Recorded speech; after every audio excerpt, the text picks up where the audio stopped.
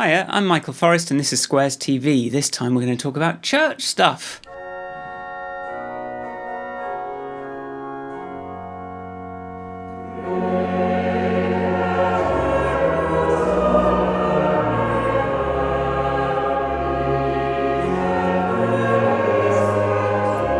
Live-streamed church services and musical performances have been providing many people with much-needed community and human connection since the beginning of this pandemic. But how do you set something like this up? What technology do you need? Can you pull off a high-quality broadcast without a big crew and without spending a lot of money and without disrupting the flow of everything? Back in early 2020, lots of people found my camera app while looking for solutions to this problem. That's how I met Eerde Bruining from the Netherlands. When the pandemic hit, Eerde started devoting his spare time to shooting his parents' choral performances in local churches. He was kind enough to jump on a call with me and answer some of my questions about what he learnt doing this. We learnt about the technical equipment needed to shoot great looking and great sounding video, how live streams can be less work than edited videos, and the differences between shooting in an empty church to working in one with a congregation present. If you're interested in this subject, come to squares.tv/Eerde and there's a full blog post with more information about all of this stuff. But that's enough from me. Here's Eerde. Welcome. Why don't you sort of tell us a little bit about what you're shooting? Yeah. So in the COVID times, it was impossible to do singing in churches with congregations in there. My parents got a foundation and they sang a lot in English cathedrals, your beautiful cathedrals and their beautiful choral tradition. And they got invited to sing during COVID in one of their live streams. Because it was impossible to go to England and to have a congregation there. So that's how we started. I was very interested in photography, not that much into filming, but well, needs must, right? So then we started videoing everything. We had a little Zoom H5 audio recorder that worked fine. I used my photo camera then, Canon EOS R, and I still use it, but that was just shooting it over and over and over again and having multiple takes.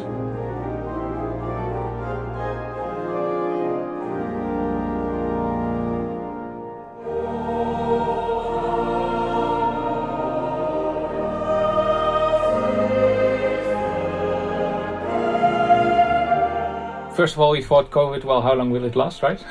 Yeah. And it's lasting still. So the project in the summer just couldn't go through, so they couldn't go to Edinburgh.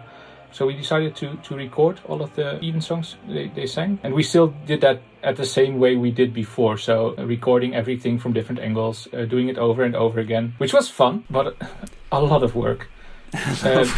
So one of these services takes about 3/4 of an hour, and I think for every service we took about 10 hours, maybe even a bit longer, shooting it, editing it, getting everything together. It's a nice document of how the times were, but that was just not doable for a long period. But doing something live, having a live service, that's so different, and having a flow of a whole service, that's one of the things that was missing from that.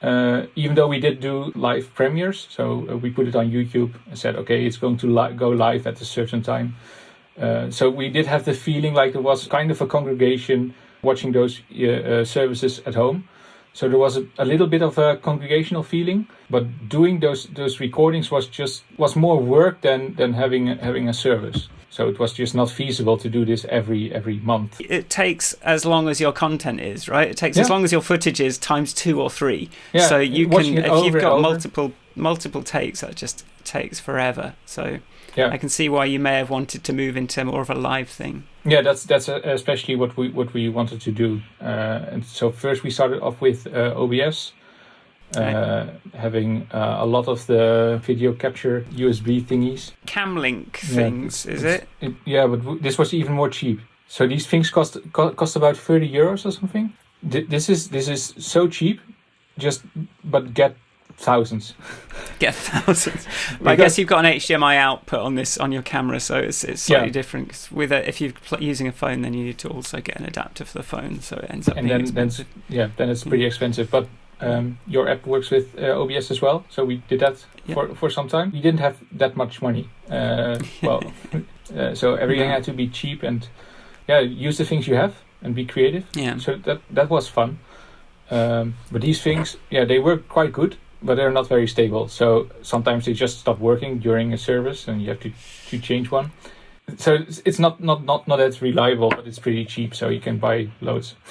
So we used the H5 as a USB audio device, and then we plugged in a mixer. And first we started off with some XY mics, so just having those higher up, a little bit further back from the choir, and that evolved quite a bit. So then at one point we got a large tripod, which could go 4-5 meters high, and then we had more freedom in recording what we wanted, and that got even more insane at one point. So we record at 2 different churches. So I live in Deventer, which is a medieval town. We've got a really large church. It's 100 meters in length. I believe only the church in Gouda is larger in the Netherlands than this church. So it's huge distances. And we've got a church in Leeuwarden, which is in Friesland, in the north of the Netherlands, which is an old abbey church. It's really old, but it's really nice. It's a very light church. Beautiful acoustics as well, and that's easier because the distances are shorter. So with a choir, you've got it depends a bit on the choir, but 25 people singing, and you want a choir sound. So you don't want individual voices, and there's a huge organ behind. Relative to the choir, that can be quite some noise because it's higher up. And your microphones are higher up, so you have to angle them a little bit down. And it depends on the kind of microphones you're using as well. So at that time, I think about a year ago, we started using cardioid microphones with a cardioid pattern, so really focused in an ORTF spacing. So the microphones are a bit like this. So these are basic recording techniques. And I had a friend from high school, and he helped a bit out. He's got a professional recording studio, so he did one of the recordings as well, which was beautiful because he had insane expensive microphones, which was really cool of him to help us out like that. And at one point we started using omnidirectional microphones to get a little bit more of the reverberation of the church. So yeah, it's just using your ears a lot, hearing what do you want to hear, communicating with the director. Well, that's easy for me because it's my mother. so yeah, well, for some people it might not be as easy, but for me it's pretty okay. That's good. And you get quite direct contact with her, and well, seeing what does she like. Should it be more male voices? Should it be more female voices? And then just changing the EQ like that. Okay. Yeah. And you're just kind of like doing that live. You're sticking the headphones on. You're kind of like judging it like that. You've just got your mixer. I'm sort of picturing like in a big space recording like that, not knowing a lot about it, but one of the first things I worry about is like phasing and the cable lengths and all that kind of thing. Is that something you've had to deal with? Or? Yeah. So for at the start we just used 10-meter cables, and now we've got these huge. How do you call it in English? Haspel in Dutch. With the 50 meters of cable, so we can go everywhere, and that's easy. We don't care where the mic is. We just always use the 50-meter cable because we don't really mind having a bit of loss on the signal, because there's enough signal in the church, and also it's going to YouTube. So who cares if it's not insanely great quality? Anything is better than having an iPhone streaming live to Facebook. I always have this feeling like if something is destined for YouTube or even SoundCloud or something like that, you sort of feel like there's no point getting too particular about it because it's all going to get kind of sanded off by the encoding and stuff. So, but it's also sometimes you think it'd be good to have like maybe one day we'll do a Blu-ray and someone will actually get what this was supposed to sound like. But it's really is diminishing returns these days, depending on the platform that you're going to put it on, isn't it? Yeah, and I think the audience for that isn't there really. So people will just watch it once, and then maybe another time if it's really hit them or if it's really good. But that's not really the main focus of these of bringing it to their homes. At first, it started off being fun, like just. Okay, there isn't that much possible at home, and it was possible to sing with a lot of distance between the singers, and we wanted to bring that to the people's homes, and there was no other way than just to record it and having that at home. And that's the interesting thing. I think that a lot of people actually wanted to watch it, so it got a bit of its own congregation. So there's a connection with those people, and there's people watching that all over the world. So that's also why we don't really want to stop. So I'd like to stop doing it for every Evensong, because it's quite a lot of work setting everything up. How often is the Evensong? Sorry. So it's every month. Every month. And we still do the live streams at this moment, because there's people in the church. We moved away from the OTF recording way, and we moved the microphones to the sides of the church. One of the COVID transmission problems is singing, like loud voices and things. So in terms of the sound, does it make it like different if everyone's sort of like further apart? So you're in more danger if you're too directional. You're going to end up sort of picking up one person. You have one loud singer in the middle. And so it's these challenges. Then just move the microphones further back. Then the church will blend it. But if you move back too far, then the sound will just be very much in front, and then you won't hear anything anymore. Or well, not as detailed as you'd like.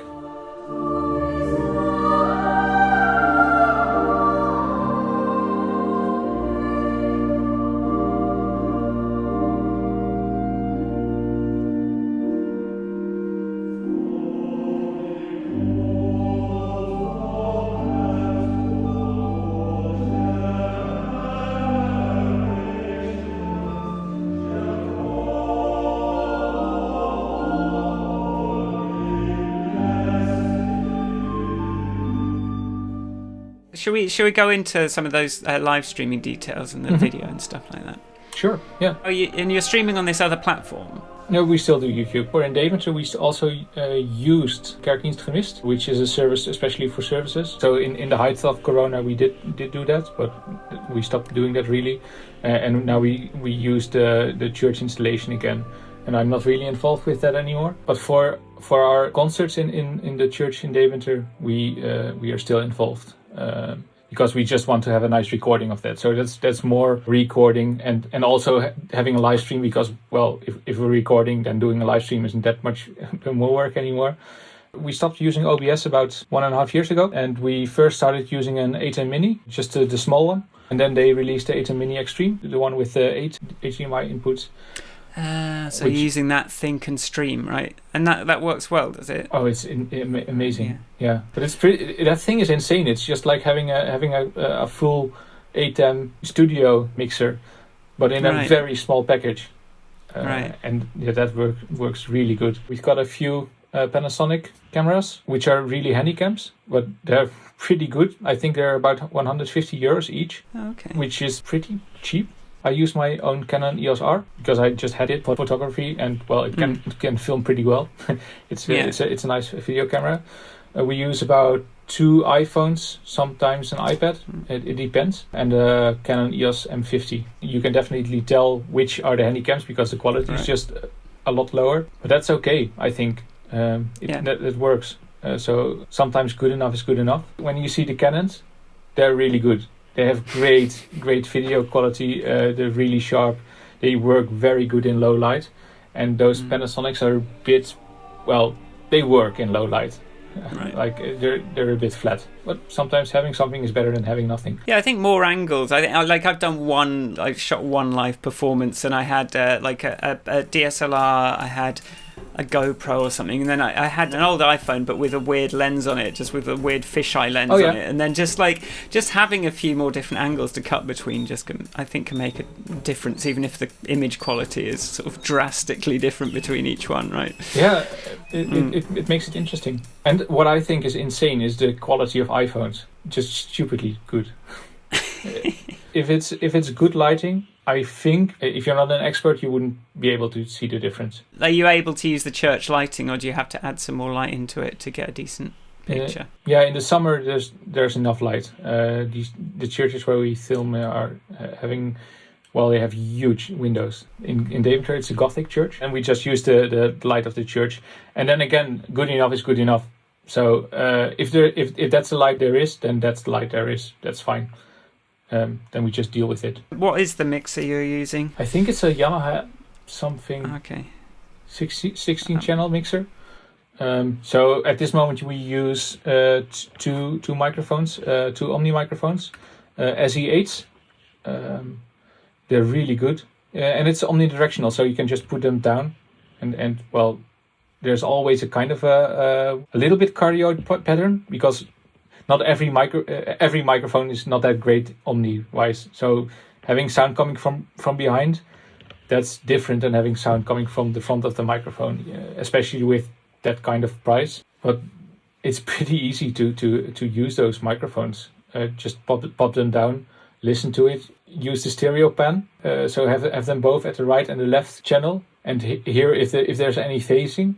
And if there's no phasing, then just use the stereo pans and have the right microphone to the right and the left microphone to the left, and you get an amazing wide sound.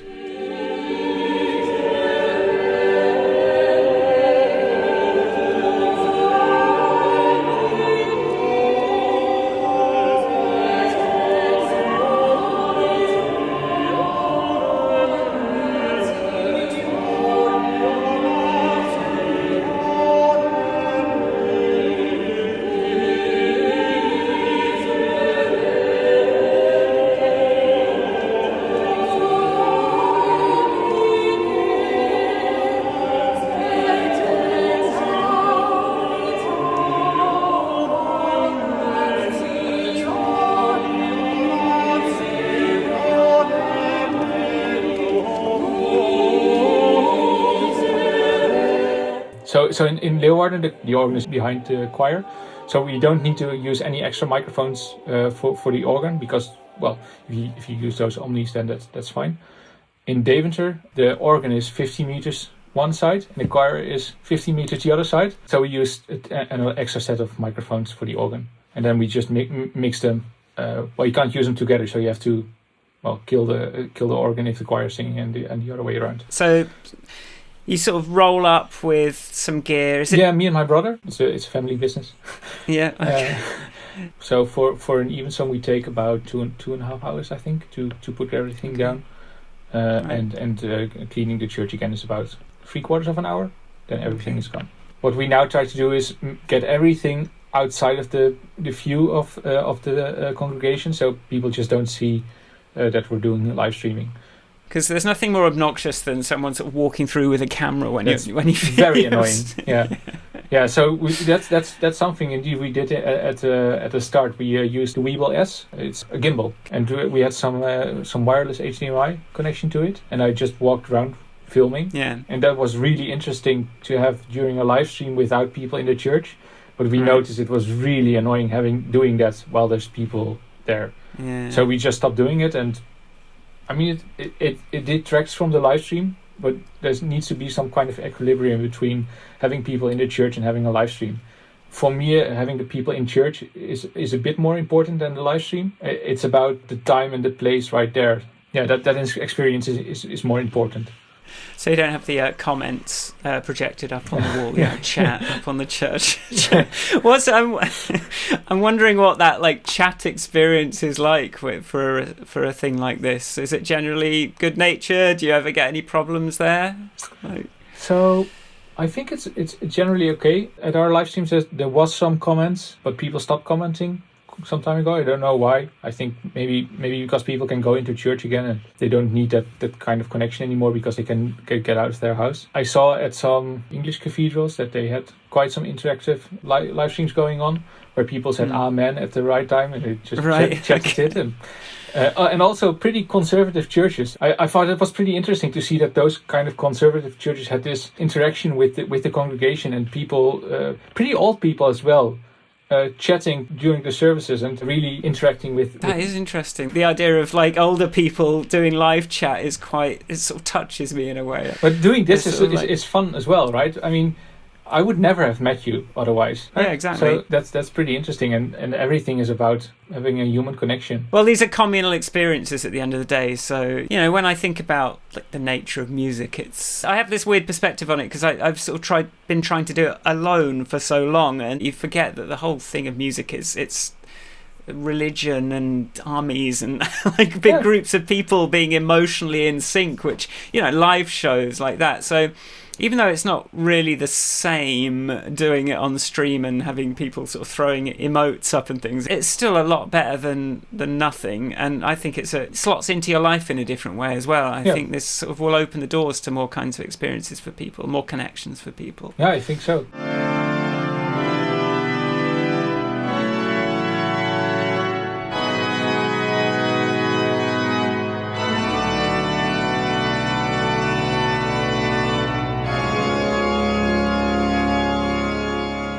Is it a business? Is it like, what business aspect is there to this? The choir is a foundation, so that's a charity. What we do, my brother is getting into it more professionally, and I've got my main job, so that takes a lot of time. This is more like a hobby to me. Insane hobby though, because everything you do with cameras, that's just terribly expensive. At least it can get pretty expensive if you want the right stuff. Well, you start to notice, don't you? You're like, I've started to just really care about the difference between my DSLR and my iPhone footage, and I'm like, I just want another good mirrorless camera just to get a couple of different really nice. Yeah, there's this insane gear acquisition syndrome where you just think, yeah, I've got 2 nice cameras, but if I just had one more, then I could really, and then you've got 3 cameras and so yeah, at the beginning of COVID, of course, having those recordings, that was suboptimal. That was not really ideal. Having 8 different cameras in a church, that's a bit overkill as well. Having about 3, 4, that's okay. Oh yeah, so what I wanted to say as well is, so we use those microphones for the choir, but there's also a preacher sometimes, and so we use another microphone for that, and we just plug it into the mixer. What we really try to do is keep everything separate from the main audio system in a church. So we just put everything into the church, and then when everything's done, we just get everything out again. Right. Because it's always pretty difficult to get everything working in a church. What are you going to take away from all this? That's a quite a good question. I don't know really what we're going to do during the coming winter, because COVID numbers are going up a lot here in the Netherlands. Probably we'll keep on live streaming the evensongs in Leeuwarden at least. We just had 2 major concerts here. With actors, saxophone player. She was brilliant as well. She composed two pieces especially for us for the church, and she played brilliantly. And we were able to live stream those. It's fun being in a church and having that huge space and using it for different stuff and getting different people in, and combining music, actors, different kind of music.